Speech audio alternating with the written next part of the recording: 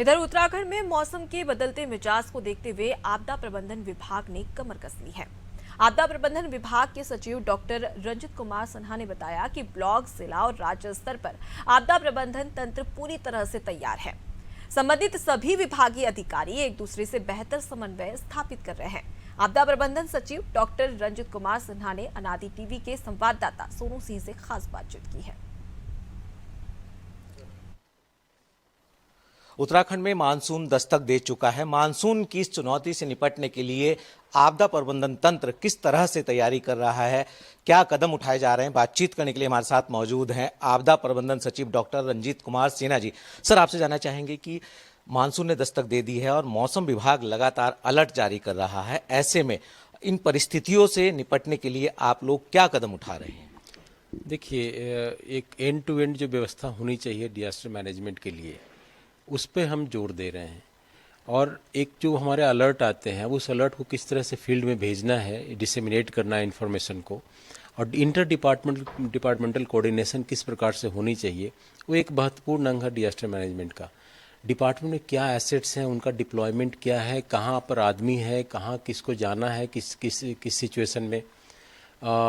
ये एक जो एसओपी होना चाहिए, स्टैंडर्ड ऑपरेटिंग प्रोसीजर, ये बहुत इंपॉर्टेंट है। तो कई मुद्दे हैं जिस पे अब हमने बात किया है। उनके एसेट की मैपिंग पूरी, उनका जो डिप्लॉयमेंट प्लान है, उनका जो इमरजेंसी में किस तरह से मोबिलाइज होगा कोई उनके रिसोर्सेज, जो डेटा एनालिसिस जो पास्ट में है डिजास्टर हुए हैं उनका डेटा एनालिसिस की व्यवस्था क्या है, वो सारी व्यवस्था पे हमें जोर दिया है। इसके अलावा एक और चीज़ है जो इनके एम्प्लॉयज़ और ऑफिसर्स हैं, उनकी training disaster management point of view से उस पर हमने जोर दिया है। सर, जिस तरह से मौसम विभाग अलर्ट देता है और बारिश होती है तो भूस्खलन की घटनाएं भी पर्वतीय क्षेत्रों में होती है, तो इनसे कम नुकसान, कम से कम जान माल का नुकसान हो लोगों को, और ख़ास तौर पर जो चारधाम यात्रा करने के लिए दूरस्थ क्षेत्रों से लोग उत्तराखंड का रुख करें, उनको कम से कम परेशानी हो।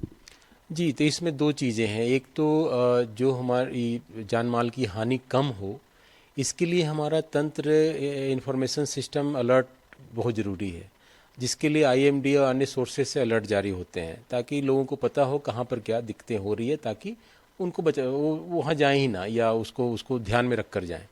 दूसरा, जब होता है तो कम से कम समय में हम किस तरह से चीज़ों को क्लियर कर सकते हैं, उसके लिए पीडब्ल्यूडी और अन्य जो डिपार्टमेंट है उनका तंत्र काम कर रहा है। हमारे पास ये समझिए कि लगभग 400 जेसीबी मशीन जो अभी डिप्लॉयड है, जिसमें कि 300 लगभग जेसीबी में हमारा जीपीएस भी लगा हुआ, बाकी में भी लगाने की कोशिश की जा रही है, उसको जल्दी ही लगा लिया जाएगा।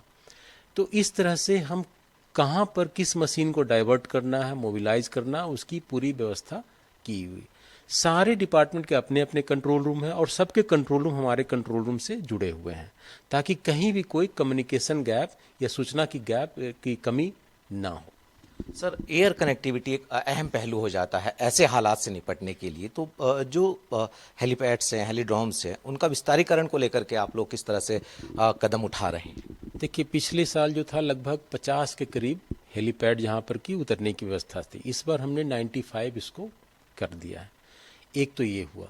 दूसरा, हम हेलीकॉप्टर रखते थे मानसून के सीज़न में, तो उसकी व्यवस्था मेरे ख्याल से आज से इनकी शुरू हो गई है कि हेलीकॉप्टर ऑन कॉल रहेंगे, जिसको कि कहीं भी इमरजेंसी होने भेज सकते हैं।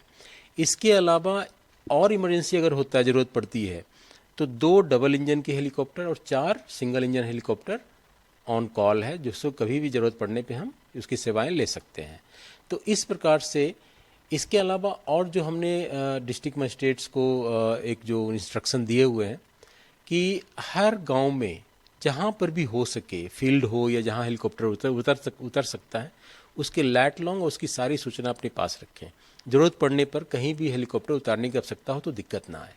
सर, तमाम फोर्सेज हैं, चाहे वो केंद्र सरकार की हो, राज्य सरकार की हो, जो किसी भी हालात से निपटने के लिए आपदा प्रबंधन तंत्र का सहयोग करती हैं, इनसे किस तरह से आप लोग कोऑर्डिनेट कर रहे हैं, कैसे इनसे समन्वय स्थापित किया जा रहा है? देखिए, जो पैरामिलिट्री फोर्सेज हैं, उनका तो एक प्रतिनिधि हमारे एससीओसी में इमरजेंसी सेंटर में डेली बैठता है, वो आते हैं। आर्मी के साथ हमारा, उनके कंट्रोल रूम से हमारा हॉटलाइन एक लिंक है, जिसमें कभी भी ज़रूरत पड़ने पे उनको हम बुला सकते हैं।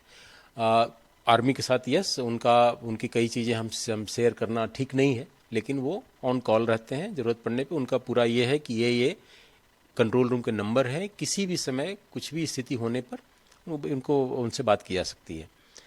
जॉइंट कंट्रोल रूम है हमारा जोशीमठ में, जहाँ पर कि सारे विंग, आईटीबीपी, आर्मी, सीआरपीएफ, सबके एक एक आदमी, एक एक प्रतिनिधि वहाँ बैठा है और जो कि चीज़ों पर नज़र रखे हुए हैं।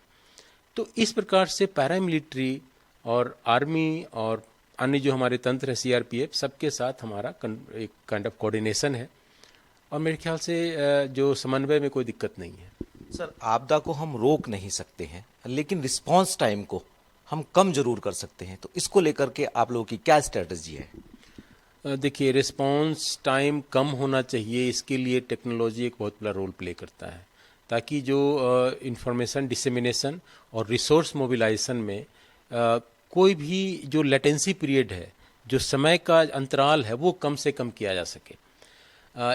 एक समय था जब हर चीज़ मैनुअली होती थी, फ़ोन से बताया जाता था, फ़ोन से फिर उनको सूचना भेजी जाती थी, गाड़ी से सूचना भेजी जाती थी। आज की स्थिति वो नहीं है।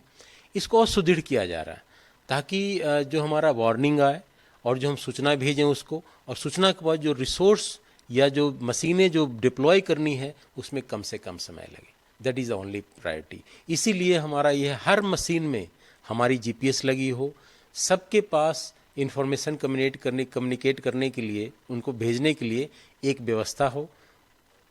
ये एक प्राइमरी हमारा ये है। जितनी भी पेयजल की पंपिंग स्टेशन है, जितने भी यूपीसीएल के सब स्टेशन हैं, सब स्काडा सिस्टम से जुड़े हों सारे, और वो सारा स्काडा सिस्टम हमारे इमरजेंसी सेंटर से जुड़ा हो, ताकि हम यहीं बैठ कर देख सकें कोई पंपिंग स्टेशन ख़राब तो नहीं पड़ा है, कोई सब स्टेशन ख़राब तो नहीं पड़ा है, कोई आपके फायर के टेंडर के कहीं बंद तो नहीं है, कहीं रुक तो नहीं गए हैं। सब में जीपीएस लगाने और सबको स्काडा सिस्टम से जोड़ने के लिए हमारा तंत्र है। सर, जब हालात बेकाबू होने जैसे हालात सामने आते हैं तो जो स्थानीय लोग होते हैं, इनका कहीं ना कहीं एक महत्वपूर्ण रोल हो जाता है, तो क्या इनमें जन जागरूकता को लेकर के भी आप लोग कोई पहल कर रहे हैं, या पहले से आपने प्रशिक्षण जैसी चीज़ें स्थानीय लोगों को दी हैं? देखिए, ये हमेशा कहा जाता है फर्स्ट रिस्पॉन्डर जो होते हैं डिजास्टर के टाइम पे, वो कम्युनिटी होती है, समुदाय होती है। इसी को ध्यान में रखते हुए हमने ये वॉलंटियर जो हमने ट्रेन किए हैं, लगभग 1700 वॉलंटियर उत्तराखंड में, जिसको कि प्रॉपर ट्रेनिंग दी गई है नीम के माध्यम से, और उनको एक किट भी दिया गया है कि जो फर्स्ट रिस्पांस जो होता है उसके लिए, लोगों को बचाने के लिए एक किट की आवश्यकता पड़ती है, वो भी दी गई है। इसके अलावा इसको एक्सपैंड करने की भी हमारी पूरी योजना है, और इसको पूरे वॉलंटियरिज्म को, जो एक कह सकते हैं कि सेल्फ जो लोग आते हैं काम करने के लिए, उनको प्रमोट करने के लिए हम इसको सिविल डिफेंस सबको एक प्लेटफॉर्म पर लेकर आ रहे हैं, और हम एक पूरा एक गाइडलाइंस तैयार करने की सोच रहे हैं कि किस प्रकार सारे वॉलंटियर्स को, चाहे वो किसी भी डिपार्टमेंट से जुड़े हों, उस सब वॉलंटियर्स को एक प्लेटफॉर्म पर लाई जाए, और उससे ये होगा कि सबको हम ज़रूरत पड़ने पर उनसे ले सकते हैं काम, और एक उनको एक्सपीरियंस सर्टिफिकेट भी मिलेगी। हम ये भी व्यवस्था करने की सोच रहे हैं, इस पर मंथन चल रहा है हमारा, इस पर होमवर्क चल रहा है। एक प्लेटफॉर्म पर लाएँ, उन जो भी काम करे उसका एक्सपीरियंस हो, और जो भी काम करें उसका रिम्यूनरेशन हो। अंत में चलते चलते एक सवाल आपसे और जानना चाहेंगे। अभी आप जिक्र कर रहे थे सर कि कंट्रोल रूम के एक्टिवेशन की बात कर रहे थे, जनपद स्तर से लेकर के और राज्य स्तर तक जो तमाम कंट्रोल रूम्स हैं वो पूरी तरह से एक्टिव हों किसी भी स्थिति से निपटने के लिए। आप स्वयं एक सीनियर आईएएस ऑफिसर के नाते, आपदा प्रबंधन विभाग के सेक्रेटरी होने के नाते आप स्वयं भी, हम देखते हैं कई बार मॉनिटरिंग करते हैं, लिहाजा हम क्या माने कि आप आने वाले समय में भी जैसे जैसे हम बारिश का कहर देखेंगे तो आप भी मॉनिटरिंग करते रहेंगे समय समय पर?